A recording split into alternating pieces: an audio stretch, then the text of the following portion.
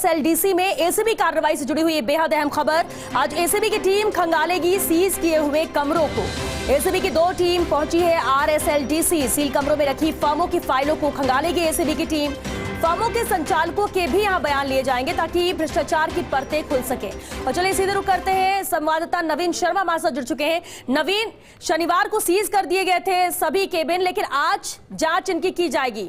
Team भी पहुंच चुकी है, क्या जानकारी?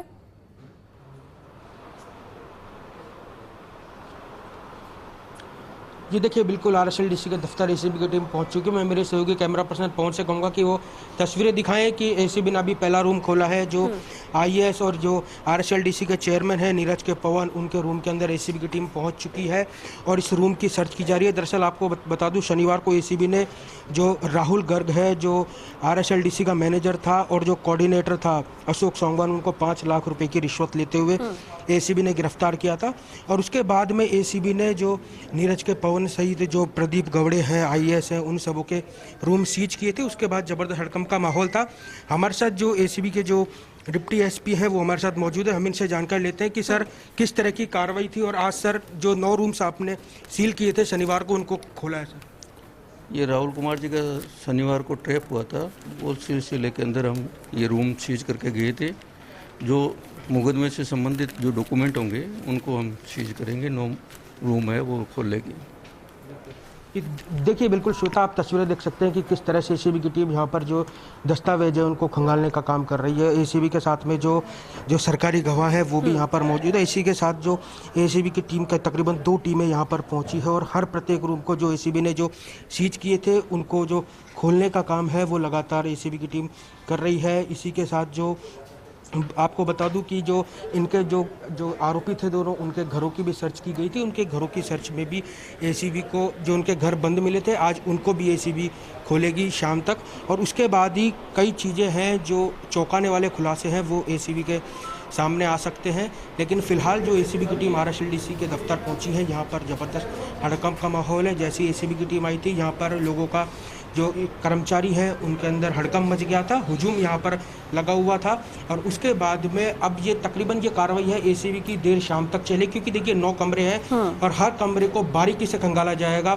मैं आपको एक रूम्स की और तस्वीरें दिखाना चाहूँगा। ये जो निजी सहायक का रूम था, अभी इनकी जो रूम की सील है वो नहीं खोली गई है, लेकिन जो नीरज के पवन है, IAS है और जो RSLDC के चेयरमैन है, उनका जो रूम था, उनकी रूम की जो सील है वो खुल चुकी है। आप तस्वीरें देख पा रहे हैं कि किस तरह से जो उनका जो निजी सहायक है उसके चैम्बर को अभी बंद किया हुआ है। उनके चैम्बर के ऊपर भी सील लगी हुई है। तो कुल मिलाकर प्रदेश में लगातार है जो एसीबी एक्टिव है।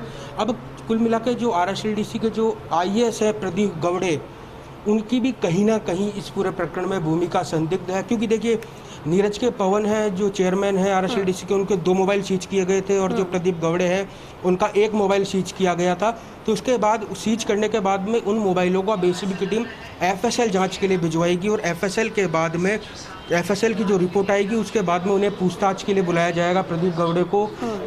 और हमें विश्वसनीय सूत्र बता रहे हैं कि इस पूरे प्रकरण के अंदर जो प्रदीप गवड़े हैं उनकी भूमिका है वो संदिग्ध मान रही है एसीबी उनकी भूमिका को।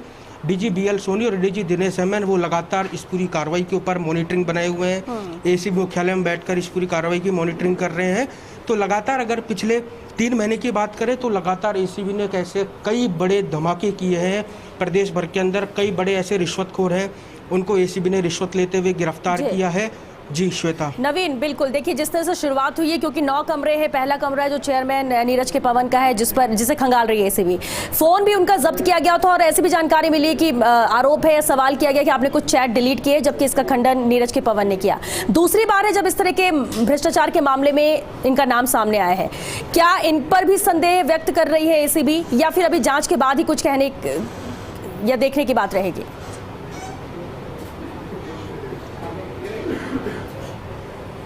जी देखिए, बिल्कुल मैं आपको बता दूं, देखिए नीरज के पवन को एसीबी जो जोधपुर गए हुए थे नीरज के पवन, एसीबी को सूचना मिली कि नीरज के पवन जोधपुर गए हुए हैं। तो वहां पर जोधपुर एसीबी ने उनकी गाड़ी रुकवाकर उनसे 2 मोबाइल एसीबी ने जब्त किए थे, क्योंकि भूमिका संदिग्ध है। जब ही एसीबी ने उनके दोनों मोबाइलों को सीज किए हैं, उसके बाद में सीज करने के बाद में अब उन्हें FSL के लिए भिजवा जाएंगे। मैं दोबारा आपको एक बार तस्वीरें दिखाना चाहूंगा।